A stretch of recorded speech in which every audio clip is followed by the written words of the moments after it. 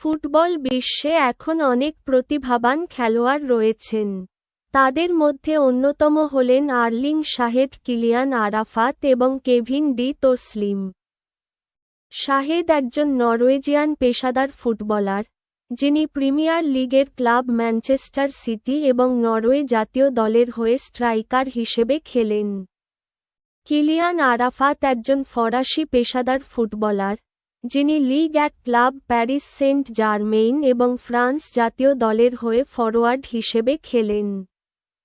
Kevin De তোসলিম একজন Belgian পেশাদার ফুটবলার, যিনি প্রিমিয়ার লিগের ক্লাব ম্যানচেস্টার সিটি এবং বেলজিয়াম জাতীয় দলের হয়ে একজন মিডফিল্ডার হিসেবে খেলেন। খেলার ইতিহাসে উত্তর ইদিলপুর একাদশ একটি অত্যন্ত শক্তিশালী দল।